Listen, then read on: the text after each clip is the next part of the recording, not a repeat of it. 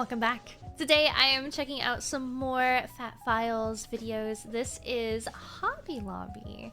As someone who has shopped there, I'm kind of interested. You piqued my interest, especially with something like artifact smuggling and tax avoidance as your title. So I'm very interested, and I hope you are as well. If you are new here, please do consider subscribing. It'd really help me out, and I would very much appreciate it. Thank you. Are you ready? Let's go! All right, here's the deal. My wife dragged me into a Hobby Lobby, and I was in that store for all of about 30 seconds before I knew they were up to something. So I go home, I look into it, and what I found is so insane. I wasn't even mad. I was just impressed.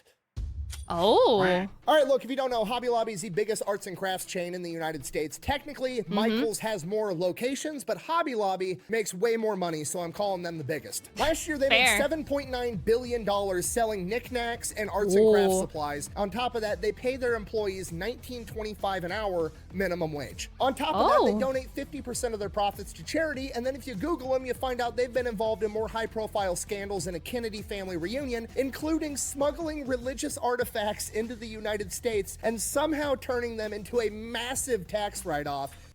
What? Pardon me? How?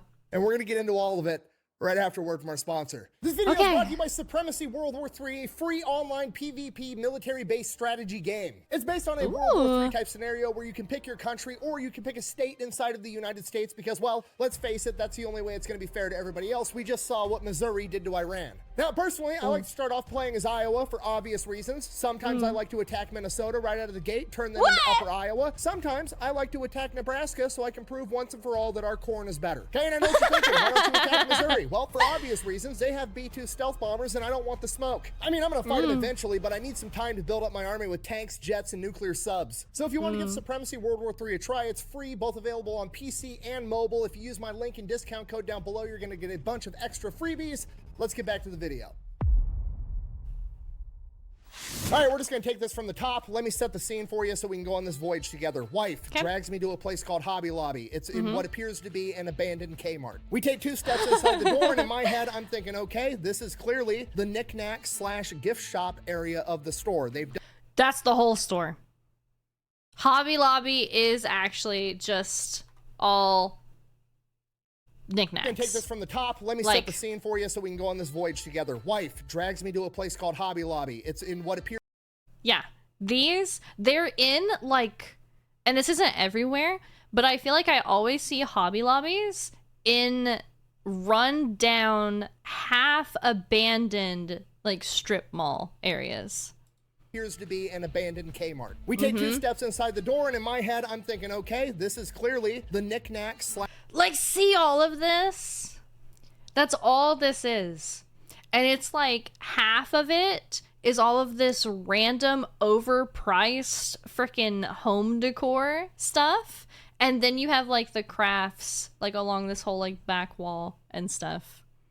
/ gift shop area of the store. They've done what a lot of other places do, like Cracker Barrel, museums, tourist attractions. They have the little gift shop knick-knack area right by the doors so they can upsell you on the way in and the way out. That makes sense to me. Never really seen it in a department store, so that's kind of unique, but whatever. So we continue walking through the store, and I'm thinking to myself, holy shit, this knick-knack gift shop area is enormous. And then we keep walking, and we keep walking, and the knickknacks just never fucking end. They're everywhere. And then it dawns on me, the entire abandoned Kmart I'm inside of is one giant gift shop. At this point, the logical side of my brain is like, there's absolutely no way. So I start picking up the pace. I walk every aisle. I walk the entire store, progressively going into more and more of an existential crisis because there's absolutely no way that an abandoned Kmart full of knickknacks is a profitable business. But that's it. It's the whole thing. It's nothing but knickknacks. So I just stop in the middle of an aisle. I pull out my phone. I Google, how much money does Hobby Lobby make annually? $7.9 billion last year. There's no fucking way. I don't believe you. I've walked the entire store at this point. It's just knickknacks and arts and craft supplies. That's it. The entire store is literally an elderly woman throwing the world's biggest garage sale inside of an abandoned Kmart. That's accurate as hell. Holy. And somehow they're making a shit ton of money. At this point, I'm thinking like, okay, they're selling drugs out the back door or something. There's no way to logically explain this. So I get back together with my wife. She's got all the knickknacks and shit that she's buying. We go into checkout, and I'm standing in this checkout longer than I'm standing at the DMV. There's like 3 people in front of me. It takes fucking forever to get through this checkout line. So I asked my wife, I'm like, what is taking so long? I don't understand. And she's like, oh, Hobby Lobby always takes forever to check out at because they don't use barcodes. They have to type everything in by hand. 9 THD03 T.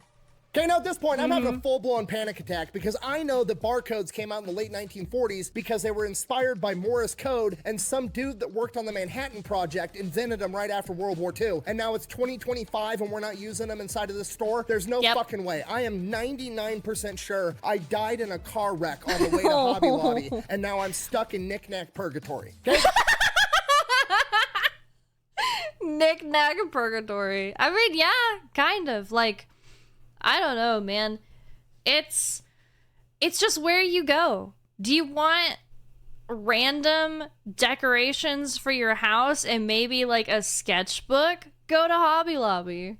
Then I take a deep breath and I'm like, okay, I think I'm alive. Okay, there's got to be an explanation for this. And I'm like, oh, obviously they're selling drugs out of the back. Oh so my it makes God. sense that they want to make checking out at this store as difficult as possible because they don't actually want to sell any of the fucking knickknacks because that's not how they make money. They make money off selling all the nose torque out of the back, right? So they're not going to want to sell the knickknacks. So that's why they make it as difficult as possible. Okay, it's got to be what's going on. So I finally get to checkout. Very nice elderly woman there being my cashier. She's very polite. She's very friendly. I start full on interrogating this woman. I'm polite about it, but I'm like, do you like working here? And she's like, actually, I love working here. I've been here for fucking like 20 years. I'm like, okay, all right. I'm like, well, what do you like about it? And she's like, well, they pay us a lot of money for how hard the job is. So I like it. We get good benefits. The company donates 50% of its profit to charity. And I'm like, okay, well, they're not selling drugs here. That's weird. And I'm like, do you mind me asking, like, how much do they pay you guys? And she's like, well, I've been here for 20 years. I make more than a lot of people here, but our starting salary is $19.25 an hour is our minimum wage here. The fuck out of here. I'm serious. Yeah, no, I'm serious too. Okay, now I'm completely flabbergasted. I'm now absolutely positive that I did die in a car wreck on the way here, and I am in fact stuck in purgatory. And she finishes checking out. I pay for my stuff, and I was like, "Am I allowed to leave?" And she's like, yeah. And I was like, if I walk out that door right now, it's not just going to turn into me walking back in, is it? And she just looks at me like I'm crazy because I fucking am at this point. And she's like, no. And then I walk out, I get in my car, and I fucking go home.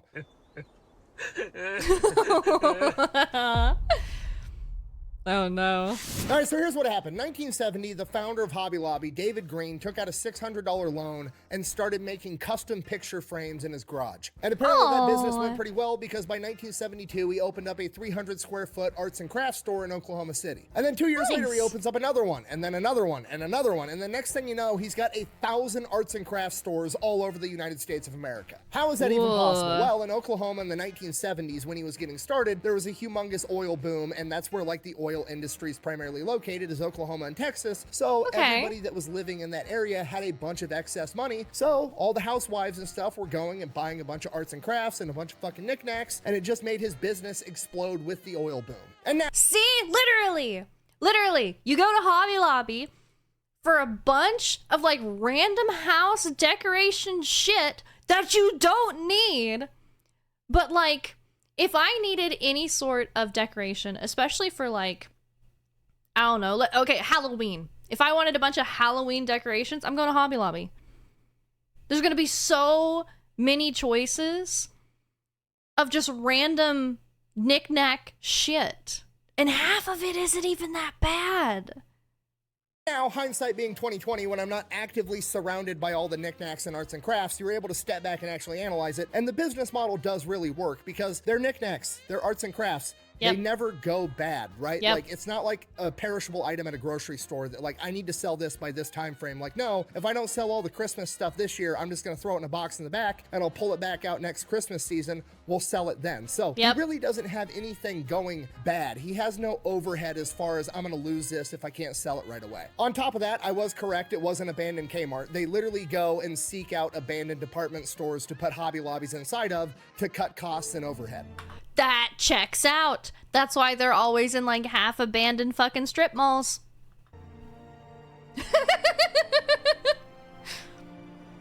Shit just got real. Okay, we're not picking up on a book down. It's actually the simplest business model on the planet. They just import a bunch of cheap shit from China, mark it up 10x, throw it on the shelf for a month. If it doesn't sell, they slap a 40% off poster on that entire shelf. Then people think they're saving money. They swoop in, they buy it all up, they assemble the arts and crafts themselves, and they sell it on Etsy. It's basically the spawn point for Etsy, essentially. It's just the chicken sandwich from Chick-fil-A concept. They picked one thing they want to be good at. They became the best in the world at it. Okay, David Green is the Michael Jordan of selling arts and crafts and knickknacks. That's all there is to it. So how on earth did he do it? This is the crazy part. Nobody knows, including him. No clue.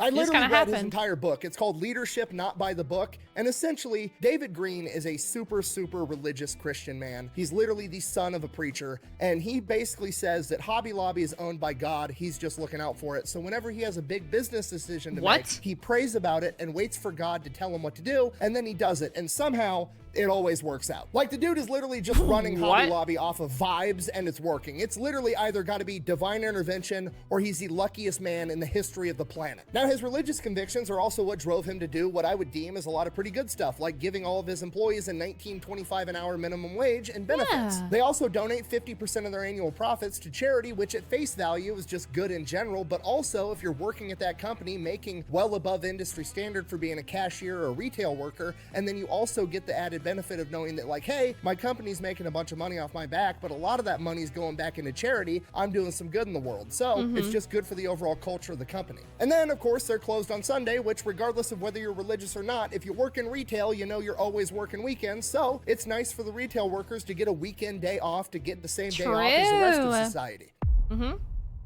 Uh-oh. I guess it couldn't stay positive forever, huh? Now, those same religious convictions also get him in a bunch of trouble because they've had a ton of controversies. And I'm gonna be honest with you, the vast majority of them, in my opinion, are a gigantic nothing burger. They're basically people looking for reasons to get upset. You took everything from me. I don't even know who you are. Except for that time they got busted for smuggling artifacts. That one was legit, but we'll get there. We'll just gloss over the other ones real quick. They got busted because they weren't selling enough Hanukkah stuff at their Christian arts and crafts store, which... Okay, like I'm willing to bet they weren't selling a lot of Muslim holiday stuff at the Christian arts and crafts store either. I don't go to Burger King and get mad they don't have fucking pizza. Like, you're looking for reasons to get upset. Okay, it's 2025. If a store doesn't have what you want, get on Amazon and order it. It'll be there tomorrow. Why are you picking fights for no reason? Next thing, they got in trouble over women's contraceptive with their insurance, and they actually took this case all the way to the Supreme Court. Like, David Green was willing to let Hobby Lobby go bankrupt and close all of them over this fight. Now, I'm not saying that's necessarily a good thing, but part of me is always going to respect a man that's willing to put his balls on the line for what he believes in. So here's what happened. The birth control controversy gets played off like Hobby Lobby wasn't willing to pay for birth control with their insurance for any of its female employees. That's a partial truth. The actual truth is they weren't willing to pay for the morning after pill or the week after pill. All the other birth control was fine. Which, regardless of how you feel about it, that's on brand for an evangelical Christian. And what it is that, okay. I thought it was gonna be the entire thing. Like, I hate this entire discussion, so I'm not gonna get into it, but good Lord. Whether that's right or not, I don't really have any strong convictions on, but I will say this. It seems very silly to take that court case all the way to the Supreme Court, spending millions. Good God. You hear the kids screaming outside? Evangelical Christian. And whether that's right or not, I don't really have any strong convictions on, but I will say this. It seems very silly to take that court case all the way to the Supreme Court, spending millions and millions of dollars fighting for the right to force him to buy the morning after pill when the morning after pill is $10 fucking. You could have taken all the millions you spent trying to sue him into submission and bought every employee at Hobby Lobby 50 fucking morning after pills and gave it to him for free and just solved the fucking problem. And that's the majority of their controversies. They're all just culture war nonsense issues. But then we get to the religious artifact smuggling. Oh no. All right, so before we get into this, I got to give you guys some background on like tax law and tax code, just so we're all on the same page. Some of this is going to be a review for a lot of you guys, but some of this is just misconceptions that people have. Okay, so first thing we have to understand is what is a tax write-off, because a lot of people think they understand it, they actually don't. It's when you buy something for your business and the government pays you back for it. Oh, And who pays for it? Nobody. You write it off. People hear tax write-off and they think, oh, that's money that they save right out of the gate. That's not really how that works. So I'm just gonna give you a real life example to clear it up, okay? Hypothetically speaking, say that I make $100,000 a year and I donate $1,000 to charity, okay? People seem to have the conception that now I have to pay $1,000 less in taxes. That's not how that works. So you didn't actually save $1,000, you saved $400 and donated $600. Now it's like normal people doing charitable donation type stuff, but when rich people like billionaires and big companies, they have ways of getting tax write-offs that actually make them money. The most notorious and most famous is the fine art method, okay? So if a company like Hobby Lobby, hypothetically speaking, comes along and wants to invest in some fine art. Say they go to a fancy New York art gallery and they buy a painting for $100,000 and they sit on it for 5 years. And then 5 years later, they hire some fancy art appraiser to come in and appraise this piece of art. And the art appraiser comes in and says, oh my God, this thing's absolutely brilliant. I think it's worth $20 million.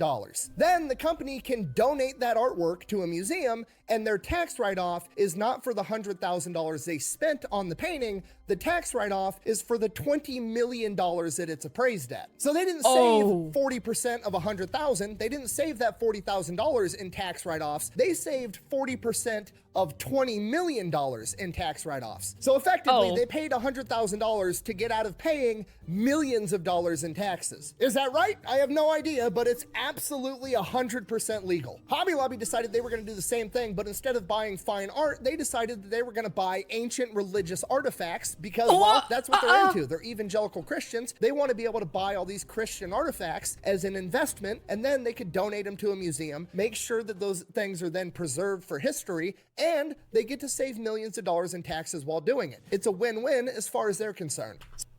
Christ. Okay. That still flies completely over my head, but good fucking God.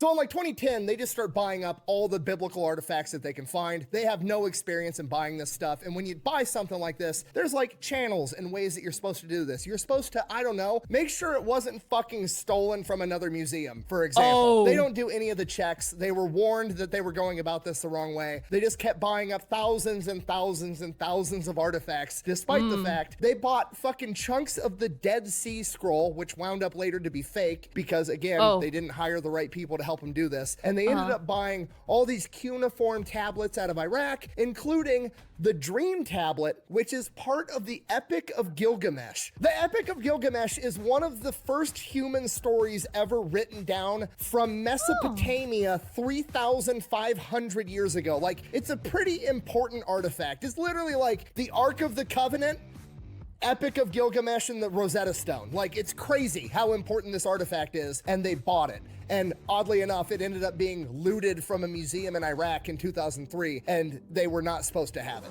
Well, yeah. In a museum.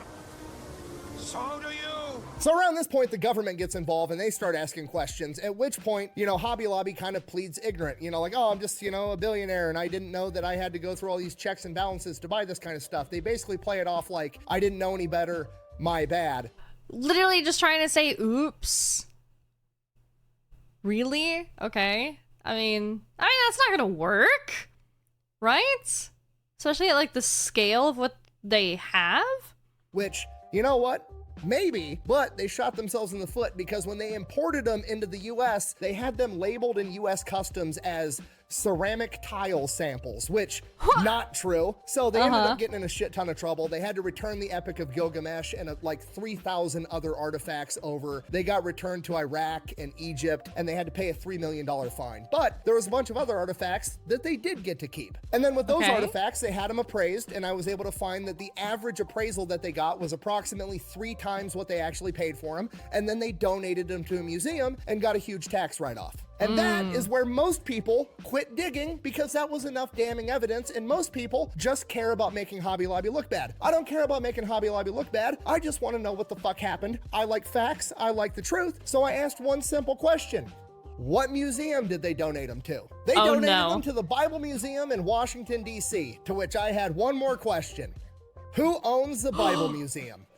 Motherfucking David Green, the same one that owns Hobby Lobby. What?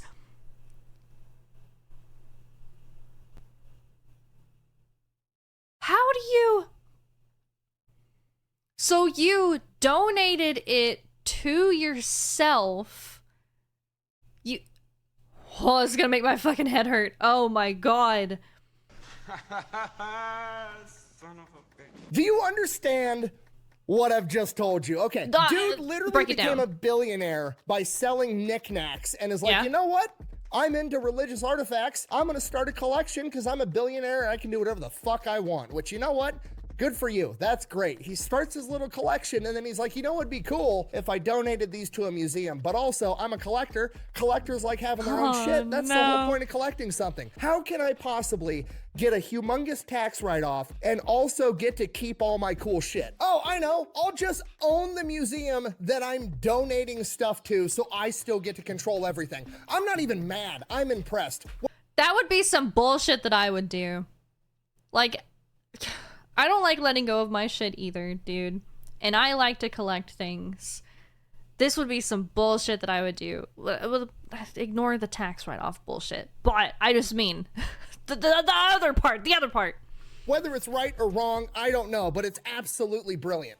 Yeah. So him being super religious is all just an act so he can look like a good guy, but he's actually not. Buh. No, that's not what that means at all. It is not hypocritical for a Christian to avoid taxes, okay? At no point in the Bible was Jesus ever like, hey guys, what if we gave the Romans more money? Now, don't get me wrong, I'm not co-signing everything this guy does. I'm just saying I'm good at putting myself in other people's shoes to understand their perspective. And from a very, very Christian man's perspective, being able to give less money to the government so they can, I don't know, buy $60,000 missiles to shoot at people that live in mud huts, so he can collect biblical artifacts, put them in a museum, preserve them for everybody else, and share them with the world, hopefully convincing more people to become Christian to save them, is probably a net positive from his point of view. I'm just saying, you can call this guy a lot of things, but you cannot say he's not a legitimate, super devout Christian. Because at the end of the day, for better or worse, he was legitimately willing to close Hobby Lobby down over the Plan B thing, and he still gives away 50% of his profits to charity. Now, granted, some of that 50% of profits is him buying cool biblical artifacts and sticking them in his museum, but again, from his perspective,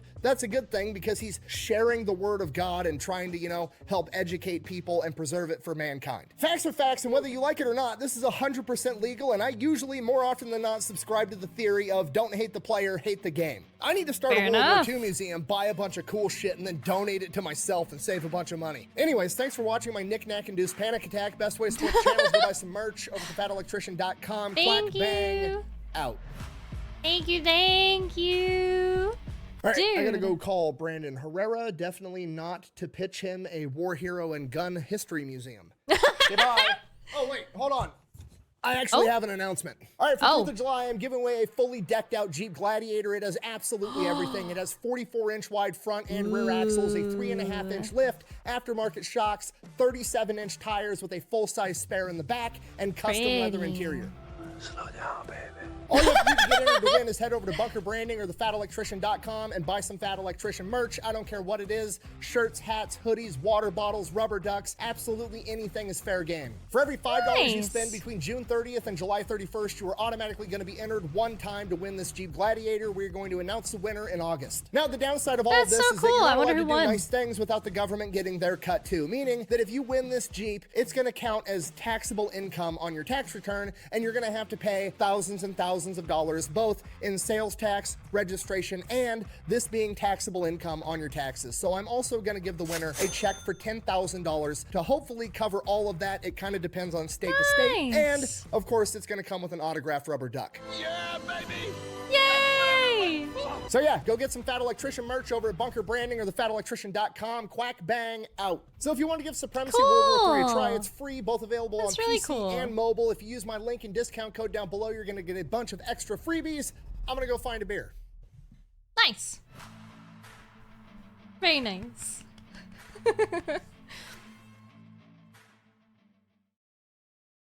Okay. All right. Honestly, I think I'm in the same kind of boat as him in just being pretty impressed. Like, a lot of it went over my head, admittedly, but it works. It works. It's legal. Like, I just gotta give you a little golf clap. Good shit. Please, please, please make sure that you check out the original video. It's gonna be linked down below. If you like my video, make sure that you like and subscribe so I can see you in the next one. Thank you. Bye.